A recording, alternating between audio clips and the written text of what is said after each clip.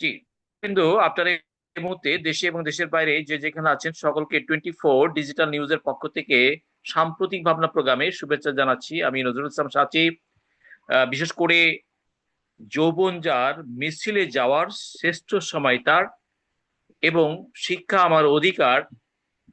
বিশেষ করে এখন যৌবন যার মিছিলে যাওয়ার শ্রেষ্ঠ সময় তার পৃথিবীতে আমরা যৌবন যারা, যাদের যৌবনে তারুণ্যের মিছিলে থাকেন উদ্দীপ্ত সময়ে, তারা যেমন তার জীবন সম্পর্কে, জীবনকে মানে চূড়ান্ত পর্যায়ে তার মিশন আর ভিশনকে সামনে রেখেই শিক্ষা তার যেমন নৈতিক অধিকার থাকে, শিক্ষার পাশাপাশি কর্মের অধিকার এবং নাগরিক অধিকার ব্যাপারে অত্যন্ত সোচ্চার হন এবং সচেতন হন। এবং এখন যৌবন যার মিছিলে যাওয়ার শ্রেষ্ঠ সময় তার, এই স্লোগান আমরা দেখতে পাই আমাদের কবির ভাষায়।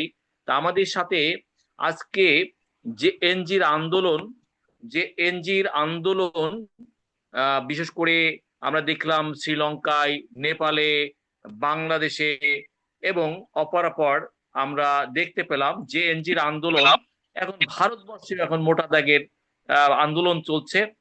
এবং অভিজিৎ জীবকে, যিনি আমেরিকা থেকে ডিজিটাল প্ল্যাটফর্মে আন্দোলন অর্গানাইজ করে প্রথম সিকোয়েন্স পাস করে দ্বিতীয় সিকোয়েন্সে লক্ষ লক্ষ স্টুডেন্ট নিয়ে তিনি দিল্লির তন্তর মন্তর চত্বরে তিনি জমা হয়েছেন। এবং এই আন্দোলন কিন্তু পৃথিবীব্যাপী জেএনজি আন্দোলন, জেএনজি আন্দোলনের একটা ডেফিনেশন আমরা দেখতে পাই যাদের বয়স 25 থেকে 40 বছর, এবং এই সময় তারা সাইলেন্ট জোনে থাকে, ডিজিটাল প্ল্যাটফর্মের সাথে থাকে। তারা ওপেন প্ল্যাটফর্মে তাদের দেখা যায়, ওপেন সিকোয়েন্সে কম দেখা যায়। তারা বিশেষ করে কিছুটা অলস থাকে এবং তাদের জীবন সম্পর্কে তারা অলস উদাসীনতার মধ্যে থাকলেও তেলাপোকার মতো একটা ক্যারেক্টার নিয়ে তাদের এগুলো আমরা দেখতে পাই। এসব তেলাপোকা আছে আস্তে তাদের আস্তে কাছে। তার চূড়ান্ত পর্যায়ে তার পাখা যখন মেলে, তখন তারা কি অদম্য শক্তি। বিশেষ করে জেএনজির আন্দোলন স্যার দক্ষিণ আফ্রিকা, এরপর আমরা দেখলাম শ্রীলঙ্কা, সাবকন্টিনেন্ট শ্রীলঙ্কা দিয়ে শুরু হলো, জেএনজির আন্দোলন শুরু করলো। সে আন্দোলন প্রাথমিক থেকে শুরু করে একটা সরকার পতনের আন্দোলন গেল শ্রীলঙ্কাতে। তারপর নেপালে দেখলাম তাদের আন্দোলন সফল হলো। এরপর তারপরে আসলো বাংলাদেশ।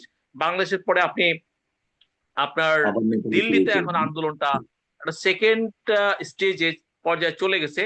জেএনজির আন্দোলন এবং রাজনীতির আন্দোলন দুটো একটা যোগ সূত্রে চলে আসছে।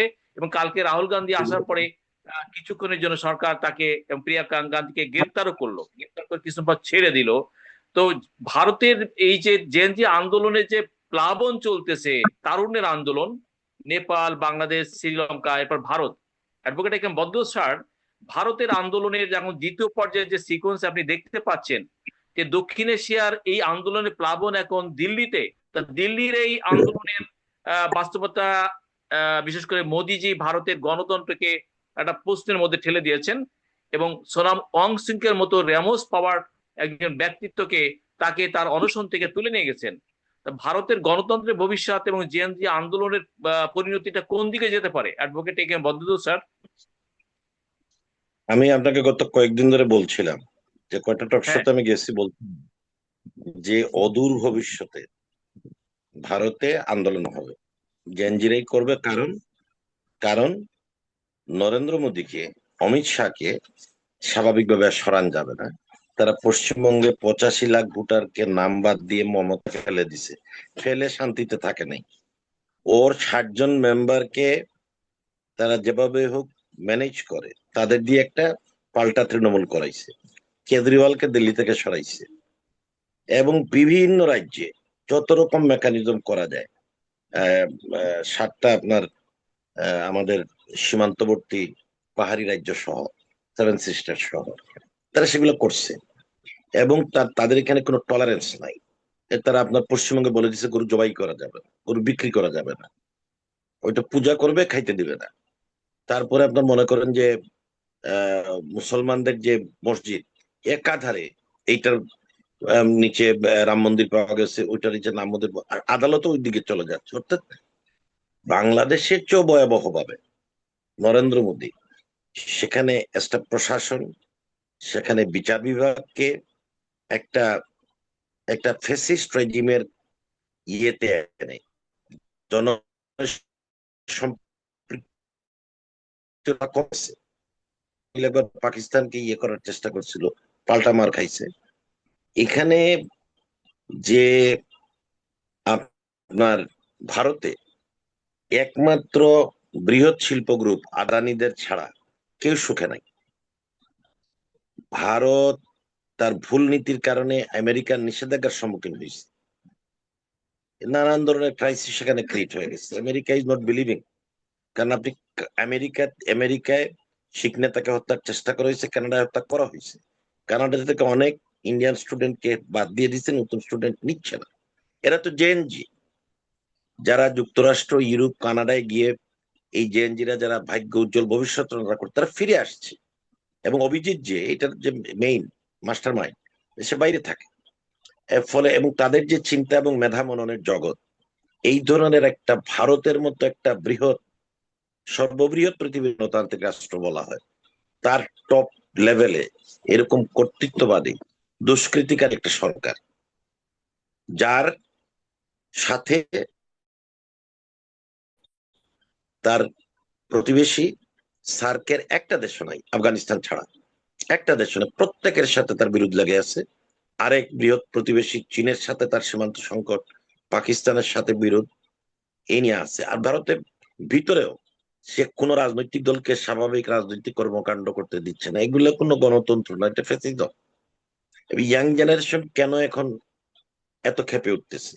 সেখানে আপনার দেশে এবং দেশের বাইরে কর্মসংস্থান বাধাপ্রাপ্ত হচ্ছে, এবং বিনিয়োগের সুবিধাটা কতগুলা বৃহৎ শিল্প গোষ্ঠীর হাতে চলে গেছে। মাঝারি এবং নিম্ন পর্যায়ের যে শিল্প গোষ্ঠী, তারা সেটা করতে পারতেছে না। ভারতের বিশেষ করে পশ্চিমবঙ্গ সীমান্তের পার্শ্ববর্তী বাংলাদেশ সীমান্তবর্তী এর লোকজন দেখতেছে আমাদের এখান থেকে চিকিৎসার জন্য যাচ্ছে না, শাড়ি কিনতেও যাচ্ছে না। ভিসা চালু করার পরেও কেউ যায় নাই। এভাবে কিন্তু ভারত লুজার হচ্ছে। একসময় গরু বন্ধ করছে, আমরা গরুতে সংশপূর্ণ, পেঁয়াজ বন্ধ করছে, আমরা পেঁয়াজের সংশপূর্ণ। ভারত এই অর্থনৈতিক চাপ কিভাবে নিবে? তার মধ্যে তার নিজের লোকদের উপর সে চড়াও হয়। সে মুসলমানদের ভারতীয় মনে করে না, তার দৃষ্টিতে ভারতীয় মানে হিন্দু। এবং আমি দেখলাম যে খ্রিস্টানরাও নানান ধরনের নিপীড়নের শিকার, ভারতীয় খ্রিস্টানরা নানান রকম নিপীড়নের শিকার সেখানে। ফলে আমি অনেকদিন ধরে আপনার অনুষ্ঠানের ফাঁকে ফাঁকে বলতাম যে ভারতের এই কর্তৃত্ববাদী সরকার, এই ধরনের সরকারকে কখনোই নির্বাচনের মাধ্যমে সরান যায় না। কারণ এখন নির্বাচন কমিশন তার, বিচার বিভাগ তার, সামরিক বাহিনী তার, পুলিশ তার, সবাই সাথে সে একটা মেরুকরণ করে নিচ্ছে, করে একটা সিন্ডিকেট করছে, একটা ফ্যাসিস্ট রেজিম বিল্ড আপ হয়ে গেছে সেখানে। এবং তারা দেখেন, আপনি পশ্চিমবঙ্গের শুভেন্দুরি দিয়ে যা করাইল, এটা তো একটা পাড়া মহল্লায় করলে চলে, মহল্লার মাস্তানরা এগুলো করতে পারে। যা সেখানে করলো শুভেন্দুকে দিয়ে, প্রতিদিনই বলে যে হাসিনাকে নিয়ে আমি বাংলাদেশে যাব, এটা তার ব্যবসা, তার ব্যবসা, এটা তার কাজ। এটা এই শুভেন্দুর মতো আর অনেক এইরকম শুভেন্দু টাইপের লোককেই নরেন্দ্র মোদী তার দলের নেতৃত্বের জন্য বেছে নিচ্ছে, যারা বেয়াদব, দুর্বিনীত, যারা নিজের জনগণকে কোনো নিরাপত্তা দিতে পারে না। আজকে দেখেন, কালকে না শুভেন্দুর বাড়ির সামনে হামলা হয়েছে, নরেন্দ্র মোদী সংসদ ভবন থেকে পিছনে রাস্তা দিয়ে গাড়ি বহন নিয়ে বেরিয়ে গেছে, তারপরে তার বাসায় গিয়ে ঘেরাও হয়েছে। সেখানে আপনার ইয়েকে, প্রিয়াঙ্কা এবং রাহুল, তাদের দুজনকে সাময়িক কালের জন্য করা হয়েছে। প্রথম দিকে পুলিশ কিছুটা দমন করতে পারছিল, পরে ব্যর্থ হয়ে গেছে। যখন একটা বাঁধ ভাঙ্গা জোয়ার আসে, সেই জোয়ার বাদ দিয়ে আটকান যায় না।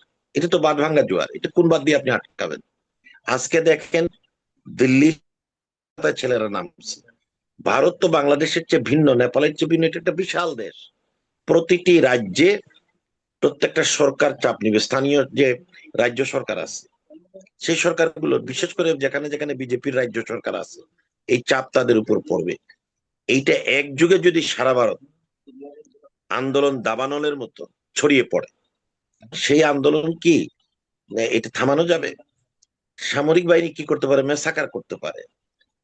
একটা ভারতের মতো গণতান্ত্রিক দেশ একটা সামরিক বাহিনী নামাইয়া, স্ট্রিম রুলার চালাইয়া, এটা সেখানে সম্ভব না। এটা রাশিয়া চীনে চলে, এটা রাশিয়া বা চীনে আপনার রেজিমেন্টের দেশগুলোতে চলে। ভারত যেখানে যেখানে একটা একটা একটা ডেমোক্রেটিক প্যাটার্ন আছে, সেই ডেমোক্রেটিক প্যাটার্নে আর্মিও একটা লেভেলের বাইরে যাবে না, কারণ সে জানে আজও কালো আর একটা সরকার আসবে এবং সেখানে জবাবদিহিতা করতে হবে, সেখানে জবাবদিহিতা করতে হবে। তো ফলশ্রুতিতে আমি মনে করি যে ভারতের এই আন্দোলন যেটা শুরু হয়েছে, এটা একটা ন্যায্য আন্দোলন। ভারতে ধর্মনিরপেক্ষের আদর্শ, যে সংবিধান স্বীকৃত ধর্মনিরপেক্ষ আদর্শ, এটা যে জলাঞ্জলি দেওয়া, অন্য ধর্মাবলম্বীদের এটা নাগরিক মনে না করা, আপনার তাদের ধর্মীয় অধিকার থেকে তাদের বঞ্চিত করা, মসজিদ একের পর এক মন্দির বানাই ফেলা, আপনার এম, আধার কার্ড এবং অন্যান্য যে সমস্ত আইডি কার্ড যা আছে সেগুলোর ব্যাপারে একটা নিয়ন্ত্রণ, ভোটার লিস্ট থেকে আপনার লোকজনকে বাদ দিয়ে ফেলা, এগুলা স্বৈরাচারের চেয়েও বেশি।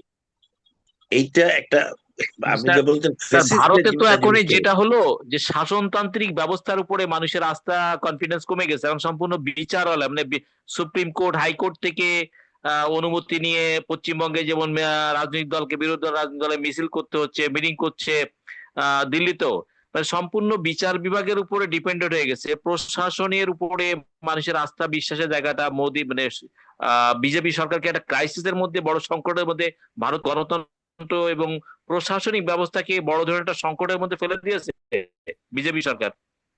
আন্দোলন যখন হয়, আন্দোলন যখন হয় প্রাথমিক পর্যায়ে আপনার কম দাম দিয়ে বেশি সুবিধা কেনা যায়। এই আন্দোলনের শুরুতে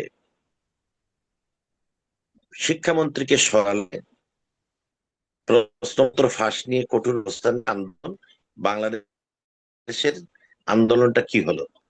আপনি কুটার কথাটা না মেনে নানান ধরনের টালবাহানার দিকে গেলেন। অনেক পরে যখন হাইকোর্ট, সুপ্রিম কোর্ট রায়টা দিল, তার আগে পানি অনেক দূর গড়িয়ে গেছে। ছাত্ররা যখন তাদেরকে রাজাকারের বাচ্চা বলা হয়েছে, বলছে যে আমরা এখন এক দফা, ফ্যাসিস্ট রেজিমের অপসার হচ্ছে। ভারতে তো তাই হলো। আপনি এখন কি হলো, অনেক অনেক রক্তপাত হয়ে গেছে, এখানে অনেকে আহত হয়েছে, অনেকে কারাবন্দী হয়ে গেছে।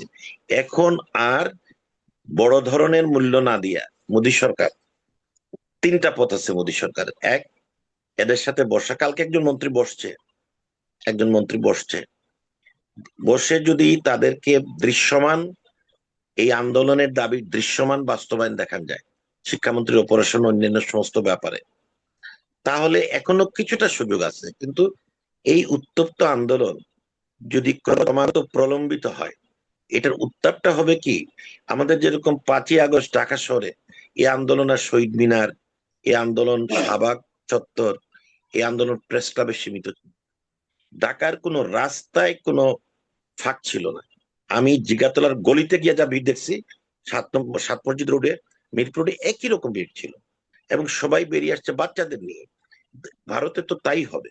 আপনি কে এই অবস্থায় থাকতে চায়, যেখানে একটা সরকার নাগরিক সুবিধা দিবে, নাগরিকের ধর্মীয় অধিকার রক্ষা করবে, মত প্রকাশের অধিকার রক্ষা করবে, তা না করে আপনি ধর্ম বর্ণ ভিত্তিক একটা সাম্প্রদায়িক রাজনীতি করবেন, এবং আপনার পুলিশ আর্মি আপনার স্বাভাবিক আইন শৃঙ্খলার দায়িত্ব বাদ দিয়া সরকার গড়া এবং ভাঙ্গা, মমতাকে নিয়ে যা হলো, সরকার গড়া ভাঙ্গায় জড়াই যায়, এটা কি?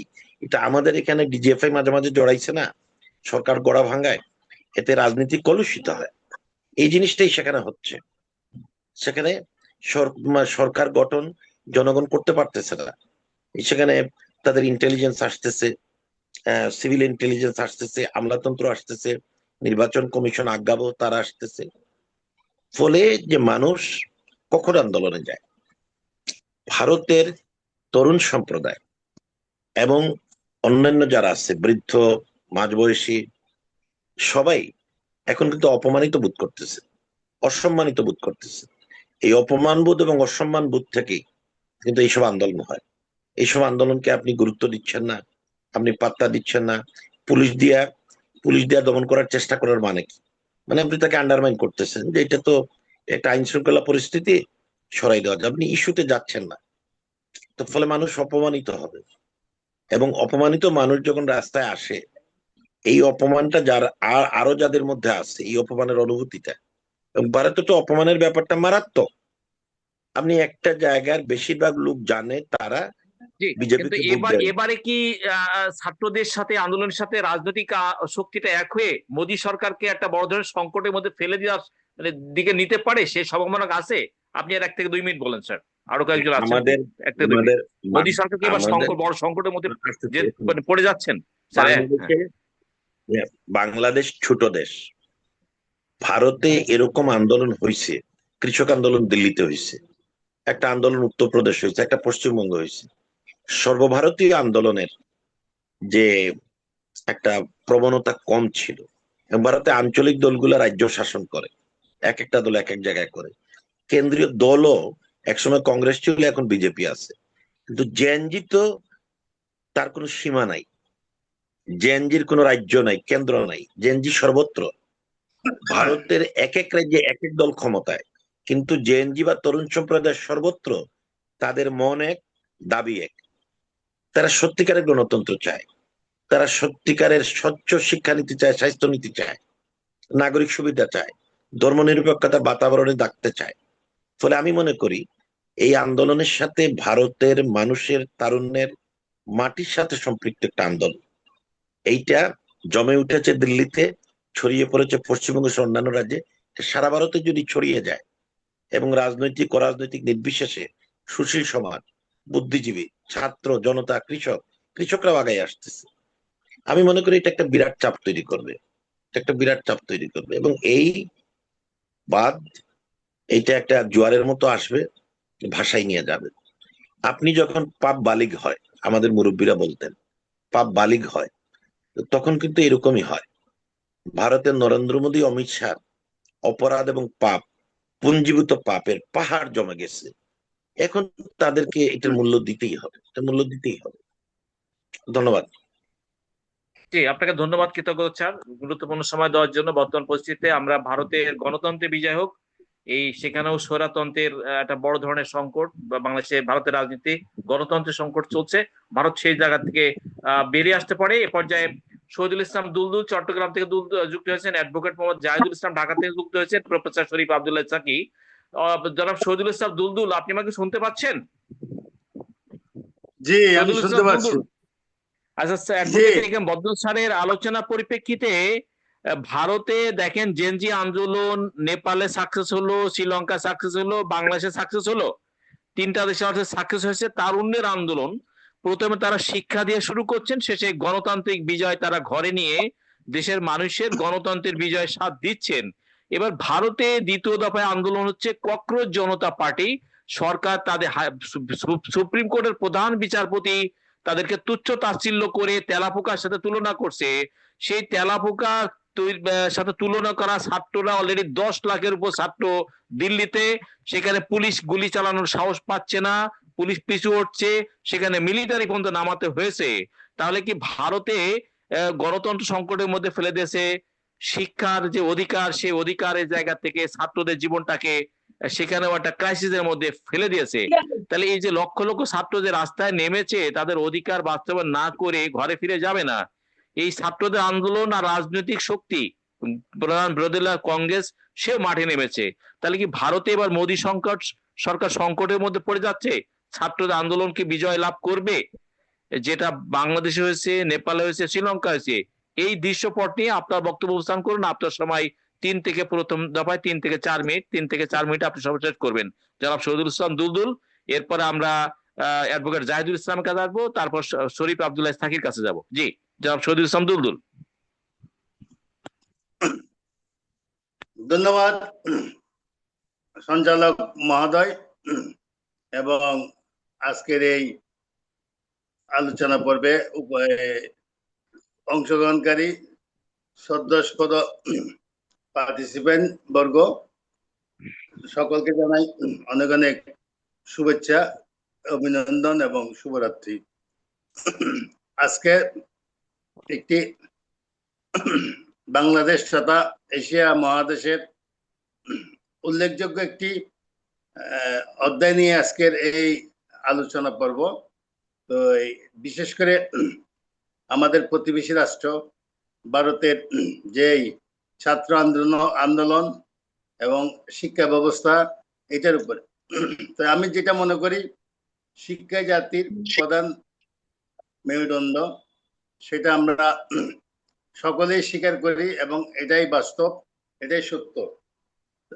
সেক্ষেত্রে আমার ব্যক্তিগত অভিমত হচ্ছে বাংলাদেশ তথা এশিয়া মহাদেশের, সারা বিশ্বের আমি মনে করি এই যে তারুণ্য এবং যৌবন, যাদের বয়স বিশেষ করে শিশুকাল থেকে কিশোর এবং তরুণ এবং যুবকাল পর্যন্ত, এই যে জাতির প্রধান চালিকা শক্তি, আজকে শিশু আগামী দিনের ভবিষ্যৎ, তরুণ এবং যুবরা হচ্ছে জাতির জন্য প্রধান চালিকা শক্তি। অতএব প্রত্যেকটা গণতান্ত্রিক রাষ্ট্রে এই প্রধান চালিকা শক্তির প্রতি আমাদের অবশ্যই সুনজর এবং সুশিক্ষা এবং সুন্দর গাইডনেস রক্ষা করতেই হবে। সেটা হচ্ছে পরিবার প্রধান থেকে শুরু করে মা বাবা, শিক্ষক, নেতা নেত্রী এবং আপনি ভারতের আন্দোলন নিয়ে কথা বলেন, ছাত্রদের আন্দোলন, এটা প্রাথমিক কথাবার্তা। ভারতের আন্দোলন কিভাবে দেখছেন আপনি? ভারত ছাত্রদের আন্দোলন, এই যে আন্দোলনের মধ্যেই যে প্রধান বিচারপতির একটা যে শিক্ষিত হলে যে মানুষ হয় না, জেনজির আন্দোলন, জেনজির শিক্ষা আন্দোলন, জেনজির আন্দোলন, নেপাল, বাংলাদেশ, ভারত, শ্রীলঙ্কা, ভারতের আন্দোলন সাকসেস হবে? যে ভারতে কি দেখতেছেন আপনি? ভারতের পরিস্থিতি, 10 লাখের উপর ছাত্র সেখানে দিল্লিতে আছে, 10 লাখের উপরে। ভারতের যে পরিস্থিতি দেখলাম, ছাত্রদের মারমুখী আন্দোলন এবং তাদের যে প্রত্যাশা, তারা তাদের আসল লক্ষ্যবস্তুতে না পৌঁছা পর্যন্ত তাদের আন্দোলন অটল রাখবে, সেটাই মনে হচ্ছে। পাশাপাশি যথাযথ কর্তৃপক্ষের চৌকস বাহিনী এটার মোকাবেলা করছে এবং অন্যান্য প্রশাসনিক বিভিন্ন দিক মোকাবেলা করছে। তো তাতে দেখা যাচ্ছে যে এই যে শিশুরা, এরা তো সহজ সরল, আত্মবিশ্বাসী, পারস্পরিক বিশ্বাসী, এরা প্রেমময়ী, এরা সৎ সাহসী। এদের মধ্যে এরা যখন অন্যায় দেখবে সেখানে তারা ঝাঁপিয়ে পড়বে। সুতরাং তাদের যে ব্যক্তি স্বাধীনতার উপর, তাদের যে এই চঞ্চলতার মধ্যে দিয়ে, তাদের এই তারুণ্যের মধ্যে দিয়ে, তাদের আত্মবিশ্বাস এবং প্রত্যয়ের মধ্যে দিয়ে তারা এগিয়ে যাচ্ছে। যেহেতু তাদেরকে তেলাপোকার সাথে তুলনা করেছেন এবং বিভিন্ন অশ্লীল ভাবে তাদেরকে মন্তব্য করে যাচ্ছেন, বিদায় তারা আরো উদ্বিগ্ন এবং তারা আরো উত্তেজিত হয়ে যাচ্ছে। সেই ক্ষেত্রে আমি বলতে চাই যে ভারতের যে পরিস্থিতি ভয়াবহ এখন, ওই বিগত কয়েকদিনের মধ্যে থেকে এবং আজকে পর্যন্ত দেখা যাচ্ছে ভয়াবহ তো হবেই, ভয়াবহ। কারণ দেখুন, ভারতে গণতন্ত্রকে মোদী সরকার, গণতান্ত্রিক যে মানুষের অধিকার, মিছিল করা, মিটিং করা, তার অধিকার চাওয়া, অধিকারে কথা বলা, এই জায়গাতে মোদী সরকার কাউকে কোনো সুযোগ দিচ্ছে না। সোনাম ওয়াংচুংকে, লাদাখের, যিনি লাদাখের পরিবেশবিদ, তিনি জলবিদ্যুৎ উৎপাদন করছে, লাদাখের শিক্ষা ব্যবস্থাকে আমূল পরিবর্তন করছে, রেমন ম্যাগসেস পুরস্কার পেয়েছেন, 15টা জাতীয় আন্তর্জাতিক পুরস্কার পেয়েছেন। সোনাম ওয়াংচুংকের মতো তার মতো ব্যক্তির কথা বলার অধিকার দিচ্ছেন না, তারে অনশন করার অধিকার দিচ্ছে না। মোদী সরকার তো ভারতে প্রচন্ড একনায়কতান্ত্রিক সরকারের চরম রূপে এসে চলে গেছে। বিরোধী কোনো মতকে সুযোগ দিচ্ছে না, বিরোধী কোনো কারো অধিকার বলার সুযোগ দিচ্ছে না। বিরোধী দলের নাগরিক অধিকার, ভোটাধিকার, শিক্ষাধিকার, সকল কিছু সে একেবারে একদলীয় একনায়কতান্ত্রিক ব্যবস্থাপনার দিকে মোদী সরকার নিয়ে গেছে। জনাব শহীদুল ইসলাম দুলদে এরকম কি পরিপ্রেক্ষিতে কথা বলবে? এইভাবে আছে এখানে উল্লেখ যে আমি প্রথমে বলছি যে জাতির প্রধান চালিকা শক্তি ছাত্র সমাজ, যুব সমাজ, তরুণ সমাজ, ওদের যে বৈশিষ্ট্য, এটা তো আর বিদ্যুৎ নেই। রাজা বলেন এই ছাত্রদেরকে সাপোর্ট দিচ্ছে, এই জাতির প্রধান চালিকা শক্তিকে সাপোর্ট দিচ্ছে। তারা তো ছাত্রদের পক্ষে ছাত্রদের পক্ষে তারা তাদেরকে সাপোর্টিং দিয়ে যাচ্ছে। বিদায় এই সরকার যথাযথ সরকারের প্রধান, হ্যাঁ, ওনাদের প্রতি একটা আমি মনে করি এটা রাজনৈতিক প্রতিহিংসা এবং গণতান্ত্রিক অধিকার ক্ষুণ্ণ করার মতো একটা অবস্থা। অতএব সেখানে অবশ্যই এই ছাত্র আন্দোলন কোনো অবস্থাতেই থামার কোনো উপায় নাই। সুতরাং এদের মধ্যে একটা পরিবর্তন আমার মনে হয় অতি শিগগির যে লক্ষণীয় বলে মনে হচ্ছে আর কি। ঠিক। আপনি ধন্যবাদ। থাকুন শহীদুল ইসলাম দুলদুল, আমি এবার অ্যাডভোকেট জাহিদুল ইসলামের কাছে আসবো। অ্যাডভোকেট জাহিদুল ইসলাম, শুনতে পাচ্ছেন? জি, শুনতে পাচ্ছি। বিষয়টা হলো আমি আবার শুরু করি। দেখুন, আপনার শ্রীলঙ্কায় সেখানে ছাত্ররা সেখানে আপনার দুর্নীতি, অর্থনীতি বেকার সমস্যা এবং অর্থনৈতিক পরিস্থিতি নিয়ে আন্দোলন শুরু করলো। শ্রীলঙ্কার আন্দোলন সফল হলো, নেপালেও জেনজির আন্দোলন সফল হলো, তারপর বাংলাদেশে কোটা নিয়ে শুরু করেছিল, তারপর সরকার পতনের আন্দোলন। ভারতের গণতন্ত্র এখন প্রশ্নের সম্মুখীন, কারণ বিজেপি অলরেডি একনায়কতান্ত্রিকের চরম পর্যায়ে এসে অবস্থান করছে। বিরোধী দলের রাজনৈতিক সে মতকে শ্রদ্ধা করে না। বিরোধী দলের আপনার রাজনৈতিক অধিকার, ছাত্রদের শিক্ষার অধিকার সবকিছু বড়ই সংকুচিত করে ফেলেছেন। সোনাম ওয়াংচুংকে, যিনি লাদাখে জলবিদ্যুৎ নতুন জলবিদ্যুৎ আবিষ্কারের একজন জনক, লাদাখের শিক্ষা ব্যবস্থার পরিবর্তন আন্দোলনের জনক, রেমন ম্যাগসেস সহ তিনি 15টা জাতীয় আন্তর্জাতিক পুরস্কার পেয়েছেন। ভারতের সবচেয়ে প্রশংসিত একজন শ্রদ্ধাভাজন ব্যক্তিত্ব। সেই সোনাম ওয়াংচুংকের মতো ব্যক্তিত্বকে যে অধিকার রাজনৈতিক সে অনশন করবে, সেখান থেকে তাকে তুলে নিয়ে হসপিটালে রেখেছে। এই বাংলাদেশে যেমন মানে ছাত্রদের প্রতি তুচ্ছ তাচ্ছিল্য করা হয়েছিল, তাদেরকে নানানভাবে মন্তব্য করে তাদেরকে অসম্মান করা হয়েছিল, নেপালে, শ্রীলঙ্কায়। এই যে জেনজি জেনারেশনটা বাদ ভাঙা একটা শক্তি, এই শক্তি যখন একটা প্ল্যাটফর্মে এসে চরম ভাবে একটা আন্দোলন, চরম আন্দোলনের দিকে যায়, তখন তো সরকারের ক্ষমতায় সেই ক্ষমতা মানে পতন ঘটে। যে পতন ঘটেছে নেপালে, বাংলাদেশ, শ্রীলঙ্কায়। ভারতের দিল্লি তলেরই লক্ষ লক্ষ স্টুডেন্ট, আনুমানিক 10 লাখের উপর স্টুডেন্ট অবস্থান করছে। পুলিশ সেখানে নিরুপায়, এখন আধা সামরিক বাহিনী বিডিআর আর্মি নামিয়েছে। এই অবস্থায় দিল্লি, সেক্ষেত্রে এই 4টা দেশের আলোকে advocate A K M Baddur sir বললেন, শহীদুল ইসলাম দুলদুল বললেন, আপনার পর্যবেক্ষণ অভিমত কি? ছাত্ররা কি তাদের দাবি বাস্তবায়ন করে ঘরে ফিরবে? পাশাপাশি ভারতের যে রাজনৈতিক যে দুরবস্থা, এই দুরবস্থা থেকে ভারতকে কাটিয়ে উঠতে পারবে?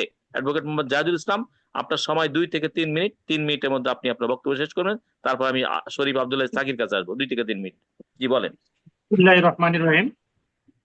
আজকের এই রাষ্ট্রীয় সমসাময়িক বিষয়ে যুগ উপযোগী আলোচনায় সঞ্চালক মহোদয় ও সকল সিনিয়র পার্টিসিপেন্ট বৃন্দ সকলের প্রতি আন্তর্জাতিক মানবাধিকার সাংবাদিক সংস্থার পক্ষ থেকে শুভেচ্ছা অভিনন্দন।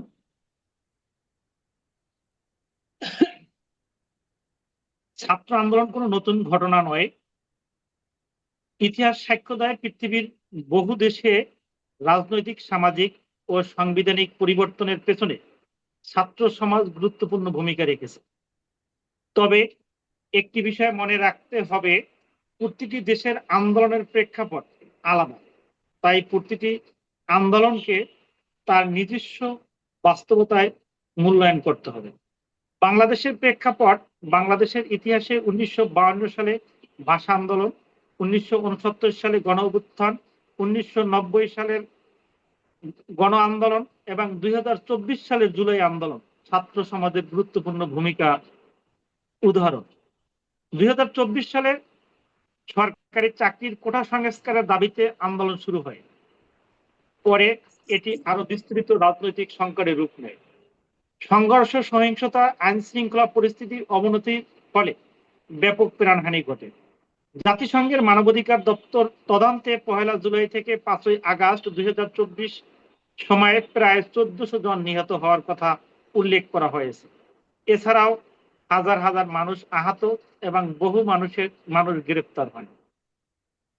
এই ঘটনার পরে বাংলাদেশের রাজনৈতিক পরিস্থিতি বড় পরিবর্তন আসে এবং অন্তর্বর্তীকালীন সরকার গঠিত হয়। তারই ধারাবাহিকতার উদাহরণস্বরূপে ভারতের প্রেক্ষাপটে ভারতেও ছাত্র আন্দোলনের দীর্ঘ ইতিহাস রয়েছে।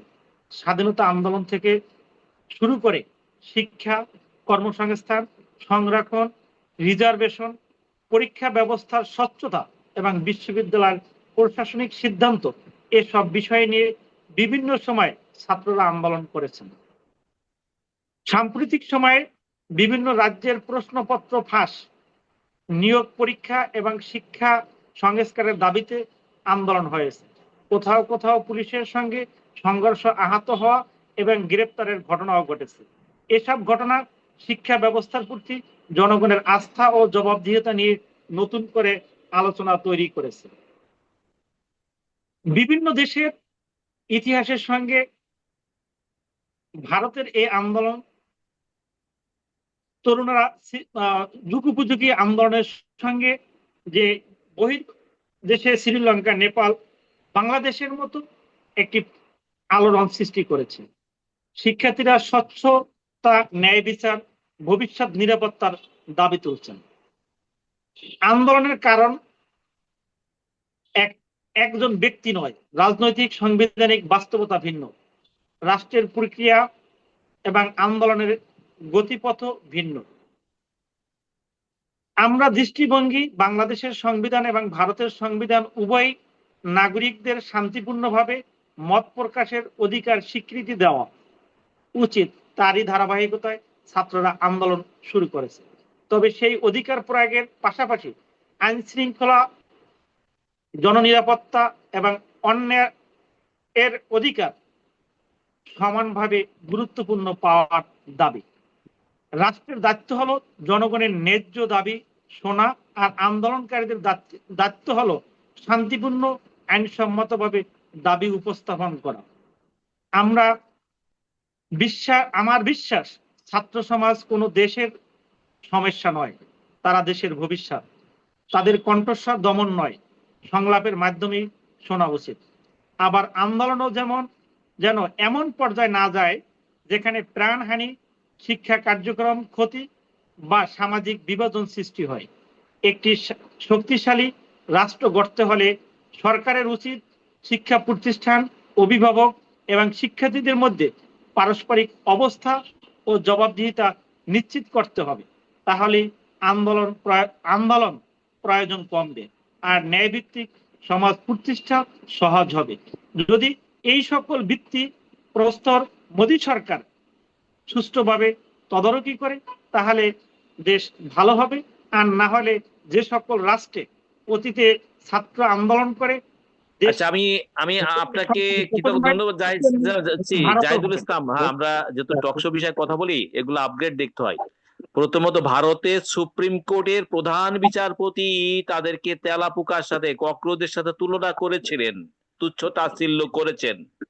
এবং ভারতবর্ষের একটা দেশ, এখানে 144 কোটি মানুষ, এখানে কোটি কোটি স্টুডেন্ট আছে, তাদের প্রতি অশ্রদ্ধা করা হয়েছে, তাদের অসম্মান করা হয়েছে। পাশাপাশি আপনার 1.5 থেকে 2 বছর আগে মেডিকেল স্টুডেন্ট পরীক্ষার সেখানে প্রশ্ন পাশ হয়েছে, মেধাবীরা সেখানে হোঁচট খাচ্ছে, মেধাবীরা তাদের প্রফেশনের জায়গা থেকে অপরচুনিটি পাচ্ছে না, নাগরিক অধিকার পাচ্ছে না। লেখাপড়া স্টাডি শেষ করে ইঞ্জিনিয়ার, ডক্টর, পিএইচডি করা, মাস্টার ডিগ্রি করা, সর্বোচ্চ ডিগ্রিধারী, তারা তাদের চাকরির বাজারে যথাযথ মূল্যায়ন পাচ্ছে না, জব পাচ্ছে না। এবং এটাকে কেন্দ্র করে মেডিকেল পরীক্ষার সেই প্রশ্ন ফাঁস, এই পরিস্থিতি সুপ্রিম কোর্টে গিয়েছিল। সেই সুপ্রিম কোর্ট থেকে এটার উপর জাজমেন্টে প্রধান বিচারপতি তিনি ছাত্রদেরকে ককরোচের সাথে তুলনা করেছেন, ছাত্র সমাজকে। তখন তাদের উপরে এই যে তাদেরকে তেলাপোকার সাথে তুলনা করার কারণে তাদের ভিতরে চরম অসন্তোষ, সেই অসন্তোষ এখন বিদ্রোহ থেকে বিপ্লবের দিকে চলে যাচ্ছে। তো বিশেষ করে নাগরিক যখন রাষ্ট্র থেকে অধিকার না পায়, তারা প্রথমে সহিংসভাবেই তারা আন্দোলন শুরু করে। আপনি দেখেছেন সহিংসভাবে আন্দোলন বাংলাদেশে শুরু করেছিল, সহিংসতার মধ্যে শান্তিপূর্ণ, নেপাল শুরু করেছিল, শ্রীলঙ্কা করেছিল। যখন সরকার তাদের আন্দোলনের যৌক্তিক দাবি মেনে না নেই, তখন কিন্তু তারা তীব্র থেকে তীব্রতা করে সরকারের মসনদ পর্যন্ত সব এলোমেলো করে দিয়েছে। বাংলাদেশে করেছে, শ্রীলঙ্কায় করেছে, নেপালে করেছে, এবং ভারতেও কিন্তু সেই দিকে যাচ্ছে। কালকে ছাত্রদের আন্দোলনের শুরুতেই আপনার সেখানে বিজেপি গভর্নমেন্ট একজন মন্ত্রী ছাত্রদেরকে ডেকে নিয়ে তাদের কথা গুরুত্ব দিয়ে না শুনে তাদেরকে বসিয়ে রেখে তার কিছুটা হ্যারেস করে তাদেরকে বিদায় করে দিয়েছে। এই যে ছাত্রদের প্রতি সেখানে অসম্মান দেখানো হচ্ছে, তাদের দাবির প্রতি ন্যায্যতা দেখাচ্ছে না বিজেপি গভর্নমেন্ট, তাদেরকে ডোন্ট কেয়ার মনে করছে। এই যে ডোন্ট কেয়ার মনে করার মনোবৃত্তি সেখানে সুপ্রিম কোর্টের প্রধান বিচারপতি দেখালেন। ভারতের বিজেপি গভর্নমেন্ট, তিনি তো চরম ডিক্টেটর। ভারতের গণতন্ত্র এখন প্রশ্নের সম্মুখীন। সরকার পুরো ফ্যাসিস্ট অবস্থান নিয়েছে এবং ভারত থেকে হিন্দুত্ববাদী রাষ্ট্র হিসেবে প্রতিষ্ঠা করার এই যে অপপ্রয়াস চালাচ্ছে। কারণ ভারত হলো 144 কোটির মধ্যে আপনার শতকরা 77% হিন্দু আছে, 23% ভিন্ন কমিউনিটির। সেই 23% ভিন্ন কমিটির মানুষকে উপেক্ষা করে তাদের অধিকার হরণ করে শুধু এক এক এক রাষ্ট্র, একটা রাষ্ট্র, এক ধর্ম, এক জাতীয়তাবাদ, এটা করা সম্ভব নয়। 23% জনগোষ্ঠীকে আপনি বিচ্ছিন্ন করে, এই ভারতের বাস্তবতা। আপনি থাকুন। প্রফেসর শরীফ আব্দুল্লাহ সাকি, আপনি ভিডিওটা ক্লিয়ার করে নিন। প্রফেসর শরীফ আব্দুল্লাহ সাকি, সাকি ভাই। জি জি, অসংখ্য ধন্যবাদ। আমি বলছি আপনাকে, ভারতে 100%-এর মধ্যে 77% হিন্দু, 23% অন্য কমিউনিটি, মুসলমান আছে 16%, আরো অন্যান্য কমিটি আছে 7%। একটি দেশে মাইনরিটি যার থাকে 23%, তারা তাদের নাগরিক হিসাবে, আপনি তাদেরকে মানে নাগরিক হিসাবে তাকে মূল্য দিবেন না, মর্যাদা দিবেন না, তাদের অধিকার দিবেন না, মানবাধিকার দিবেন না। এই বিজেপি সরকার যে পথে হাঁটছে, মানে এক রাষ্ট্র করা, হিন্দুত্ববাদী রাষ্ট্র করা, এটা কি ভারতের বর্তমান বাস্তবতায় 23% ভিন্ন মতের জনগোষ্ঠী আছে, এই জায়গাতে সম্ভব? দ্বিতীয় হলো, ভারতের প্রধান বিচারপতি ছাত্রদের কটাক্ষ করেছেন, অসম্মান করেছেন। এই কটাক্ষ অসম্মানের জায়গা থেকে আজকে আন্দোলন চরম পর্যায়ে যাচ্ছে, এবং ছাত্ররা সেখানে লেখাপড়া শিখে তাদের সম্মানজনক জীবিকা, চাকরির বাজার পাচ্ছে না। সেখানে বেকার সমস্যার সংকট, পাশাপাশি গণতন্ত্রের সংকট। এই মোদী সরকার যে একনায়কত্বের পথে ভারতকে নিয়ে গেছেন, বিরোধী দলের উপর দমন নির্যাতন চালাচ্ছেন, সংখ্যালঘুদের উপর দমন নির্যাতন চালাচ্ছেন, সংখ্যালঘুদেরকে সংখ্যাহীন করে দিচ্ছেন। এই মোদীর এই সরকার যে সংকটের মধ্যে নিজে পড়ে যাচ্ছে, এই জায়গা থেকে মোদী সরকার উত্তরণ পাবে? এবং ছাত্রদের এই আন্দোলনের শক্তিটাকে তারা কি মোদী সরকার ন্যায়সঙ্গত ভাবে সমাধান না করে যদি ডিক্টেটরের পথ বেছে নেন, তাহলে মোদী সরকারকে পরিণতি কি বাংলাদেশ, নেপাল, শ্রীলঙ্কার মতো দিকে যেতে পারে? প্রফেসর শরীফ আব্দুল্লাহ সাকি। অসংখ্য ধন্যবাদ। আমরা দেখতে পাচ্ছি যে আমাদের পূর্ববর্তী বক্তারা যে কথা বলে গেলেন, এবং আপনার কৃতজ্ঞতা জানাচ্ছি যে মোদী সরকারের পতন নিশ্চিত। কারণ 7 সিস্টার ভেঙে যাবে, ভারত নিশ্চিত ভেঙে যাবে। আমরা যেভাবে দেখতে পাচ্ছি যে ভারতের শিক্ষার্থীদের উপর নিপীড়ন নির্যাতনের প্রতিবাদ জানাতে শিক্ষামন্ত্রীর পদত্যাগের দাবিতে কংগ্রেসের সভাপতি মল্লিকার্জুন খাগড়ে, রাহুল গান্ধী, প্রিয়াঙ্কা গান্ধী সহ কংগ্রেসের শীর্ষ